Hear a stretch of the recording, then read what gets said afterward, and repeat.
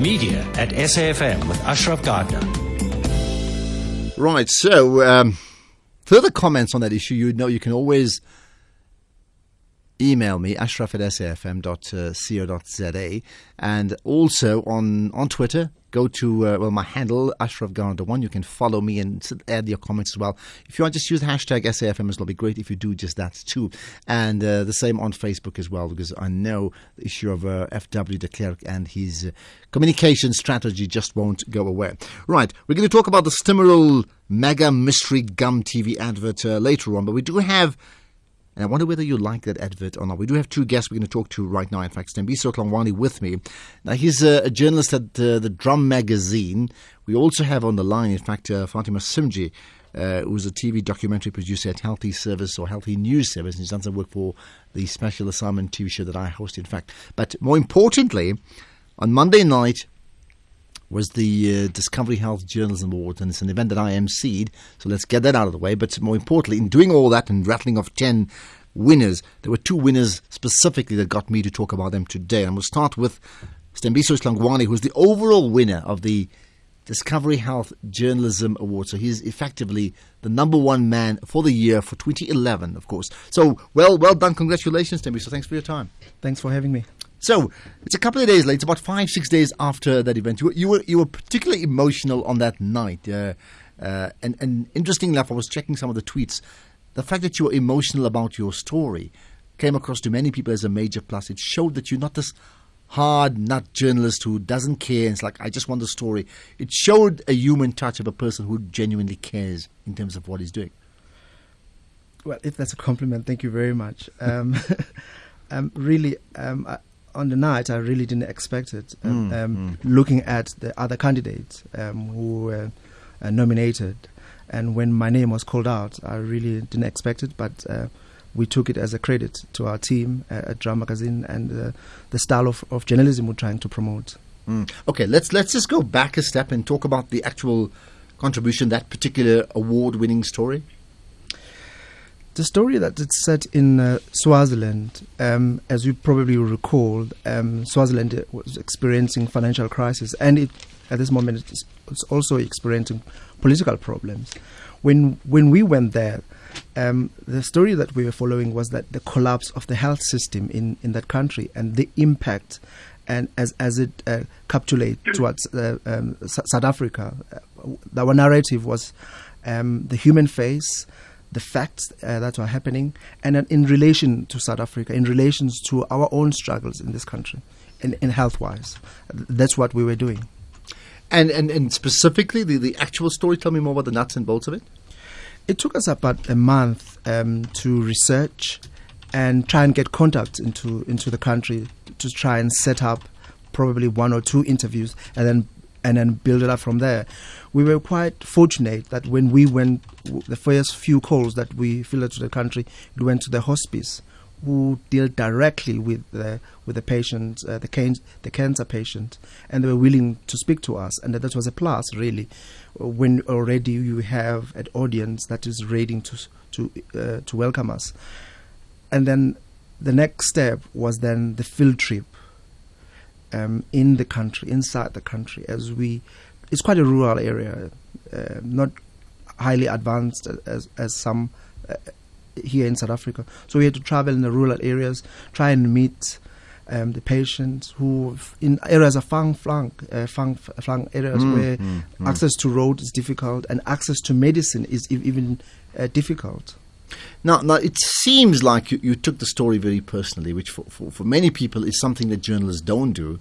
On the other hand, for many others, it's something award-winning journalists must do. Take and fully embrace a story. That means you make it your mission. It's almost like an advocacy thing that you do. True?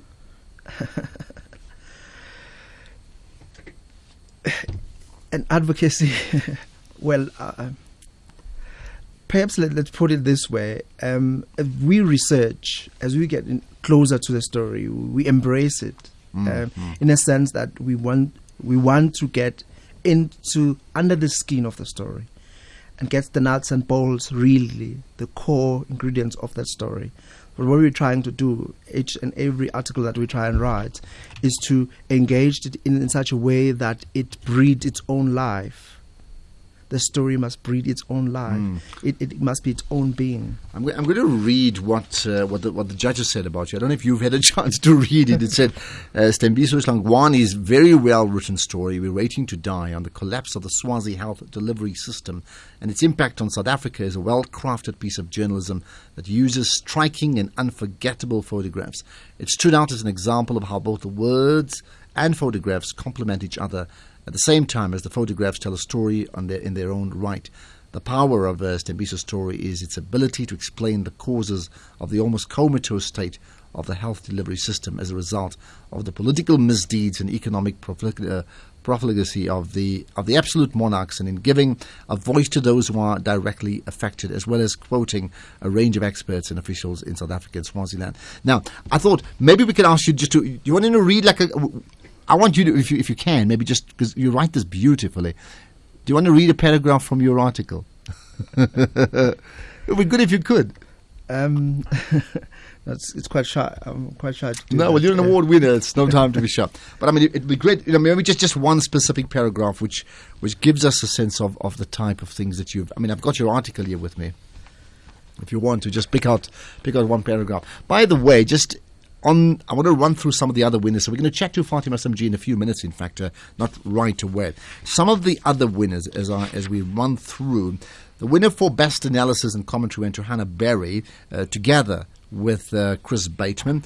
The winner in Best Health Economics Journalism went to Kolile Bengu, and the winner for Best Health News Reporting, the subcategory, went to a man called Stembiso Hlongwane, and then of course won the overall award as well. The Best Investigative Reporting went for the Public Health Near Collapse from the team from the Herald. Very interesting one there, and that's Brian Haywood, Kanyi Ndabene Estelle, Alison Eugene Kudzi. Best Health Lifestyle Feature went to Lydia van der Merwe. Best Health Consumer went to Colette Duplessis. The Best Trade Publication went to Chris Bateman once again, so he won 2 awards. And I've just got 2 more. Siposetu Steerman won the Best Radio Health Journalism Award. The Best TV one went to Lindile Mpanza and Bukelwa Hlatswayo. That's where they work for. It's not 3rd degree, in fact. And we'll talk about Fatima Samji in a moment. Okay, you want to pick up maybe one paragraph, if you can? The paragraph probably would like to share is of the main picture. The first lady we met, Ugogo Sivolwane Sibanza. We met her, big background. We met her in this small house in Siteki in Swaziland. It's the southern tip part of Swaziland. Mm-hmm. When we went there, she was all alone in a very small mud house. Okay. No food, nothing. Only she had was amaheu, which is porridge that's watery, that is prepared for her. That was prepared by a relative, and it was just left for her to consume for I don't know for how long. Okay. For me, what stands out is that a frail condition represents the face of a health crisis that terminally ill, poverty-stricken people of Swaziland have been plunged into, and also we quote a health official who informed her that the Palala Fund, which is responsible for making sure that the treatment in Swaziland or treatment in South Africa is bankrupt. When we related that message again to her, her face just went cold. Meaning it would have an impact on her life. At that moment, she knew exactly what's going to happen to her. How? Let's talk about the impact very quickly of your piece beyond just readers of the Drum magazine, because some articles has that national impact. What sort of impact did it have? In a sense that it brought into light the plight of the Swazi nationals and what it means that there's a voice. Because the sense we get when we are in that country is that carry on. The sense we get is that media freedom in Swaziland is quite limited. Only the Times that really engage these kind of issues, and when an external publication like us reported, it almost gave a sigh of relief that finally somebody has brought it to the fore. Somebody has brought it to the fore and made it an international item, which would have been probably swept under the carpet. Okay, now interesting, I think, the fact that you've won this award for that particular article, I think is going to highlight the issue, the article, even more so, don't you think? I think so too. Got a call from Botswana, someone who had read the article, and it resonated with them how much the plight of the people in Swaziland and how much they're willing to help. You know, the people are coming out; they want to help. That's the spirit. What about yourself? What impact is this going to make on your career? Because you can't take it away now. If you're the winner of the overall winner of the Discovery Health Journalism Awards, there's not time to be modest. I mean, when you reflect on a career, I mean, it does fantastic things for your CV. Tell me about your personal thoughts in terms of your own career.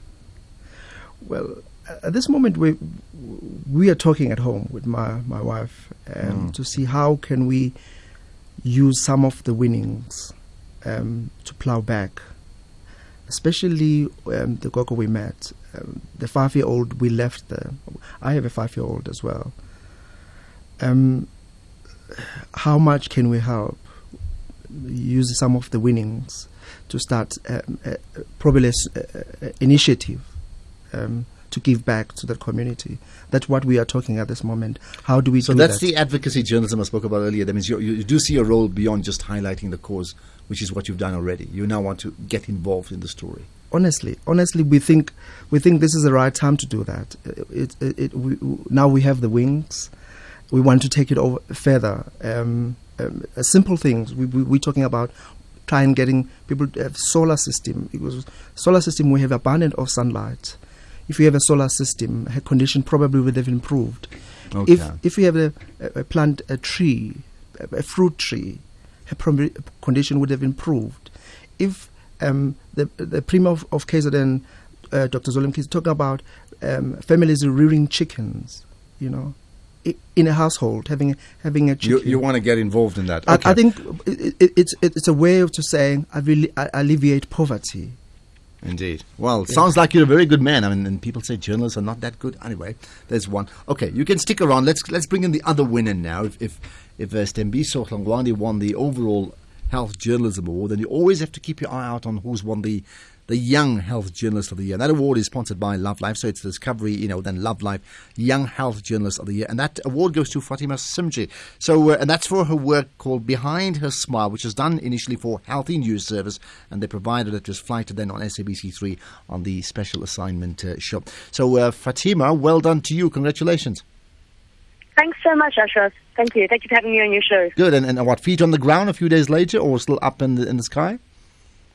It's still up in the sky. Actually, I'd just like to quickly just apologize for if there's any poor call quality. I would love to be in studio with you today, but unfortunately, I'm on the job. I'm on the road for a shoot right now, so I hope this is okay. Well, that's fine. Well, it sort of reflects the reality, isn't it? Which is you're always on the go. Let's talk about.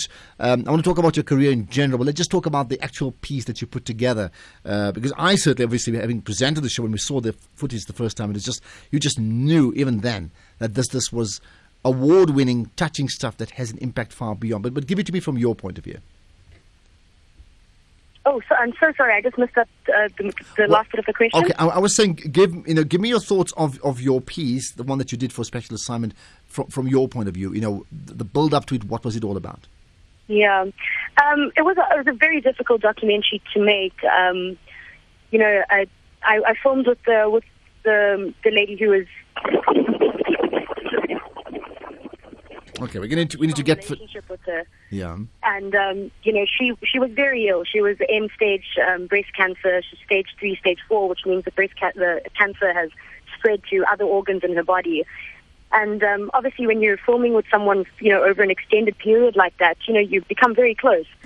And it was definitely very difficult to produce that documentary. But it was such a privilege to have been able to tell her story, and I feel so honored that she allowed me into her life and allowed me into her home and handed me that responsibility of leaving her legacy behind, of telling her story. And once she even said to me, I said, is it okay that I'm here? Are you okay with me being here? And she said, I want you to, because I want my daughter to be able to remember me. She has a very young daughter, and she knew that at some stage she would succumb to her disease. And she said, I want you to be here, so I have something that I can leave behind for my daughter to remember me by. How did you get close to her? So how did I get close to her? Yeah, meaning that, especially in a case like this, there has to be this tremendous trust that she has for you, not just some, nosy journalist who wants to cover a story for her own personal big scoop. You had to be on her side on this one. Yeah. I think, Nosipho she's an incredibly brave woman, and she said it so many times that the last thing she would want is for any other woman to have to go through what she went through. And if anything, she felt personally very strongly about the role this documentary could play in terms of educating other women in South Africa. She never knew about breast cancer. She didn't know she was at risk. And she, it was a long time before she was diagnosed because of that. And so she felt that it was very important. And so she, as I said, it was such a privilege for her to want to share her story with me. And we had a very strong understanding, and I think she knew that what my intentions were as a journalist was not as you say, for some to get the big scoop, but it was to, if anything, it was to relay and mediate her personal story to other women. And she wanted them to know what her story was so that they could avoid being in the same situation as her. And I feel that it was very successful in that regard, because after the documentary aired, obviously we get forwarded any emails and stuff that come through, and if people are sometimes given our number to contact us, if audience or viewers, and the number of emails and phone calls that we got from women who said, from varied responses. Sometimes women called and they said, I couldn't sleep last night. I've never had a mammogram. Can you please tell me, where can I get one of these? Or, women said, your documentary really touched me. My mom had breast cancer, and, now I really want to make sure I go for my regular checkups, and, that sort of thing. So in that regard, I think it did achieve that goal. Okay, so it certainly had the impact beyond just the show itself. Let's play just a little bit of a snippet of your piece or your documentary for Healthy News Service, which is flighted on the Special Assignment Show. Even if that day comes whereby I have to leave this earth, I know I will live, peacefully, because I tried to fight this cancer. I tried, I tried very hard, but I couldn't, But I'm still not giving up, I'm not giving up. If there's a chance, I'm going to take it. Because Nosipho's cancer was not diagnosed early, it is advanced and is aggressively attacking her body. She is in constant pain. Some days are worse than this. When I stand up, try to do something, I just collapse in the kitchen. They will have to come and take me and put me back in bed. Struggling. Okay, that certainly just gives us a snapshot, if it can, of some of the pain experienced by Nosipho then in the last days of her life put together. Just, I've got, of course, Fatima, I do have the other winner, the overall winner, Stembiso Tlongwane. On that, you're listening to that. What do you pick up on that one, Stembiso? It resonates. It resonates with what we see every day. It resonates with what's in the story. Fatima, she brings the two worlds of the voice and the film together beautifully. But that's what we were hearing, that's what every day we were hearing, that's what we were hearing specifically on this story.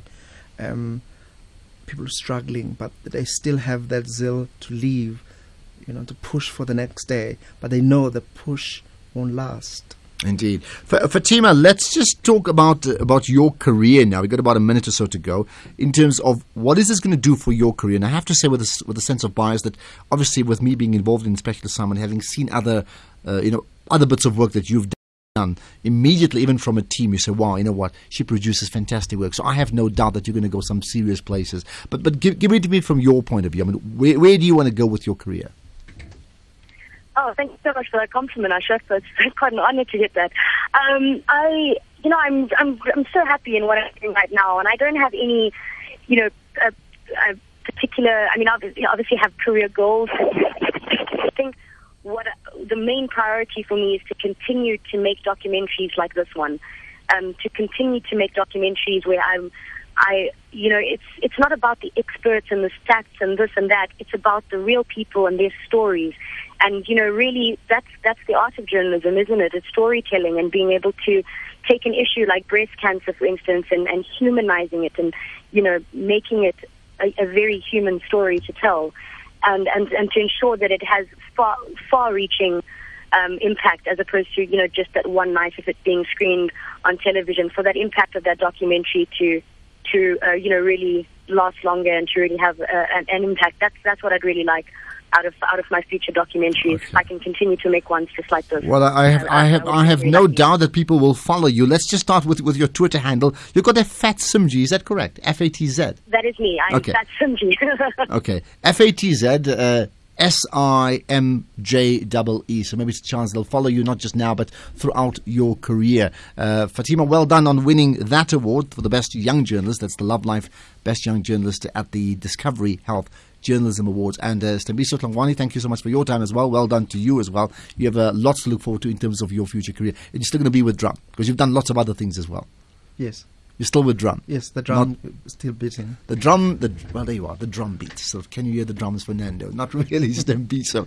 Well, well done to both of the winners. I'll tell you what, you can just Google it if you want to find out more about the Discovery Health Journalism Awards.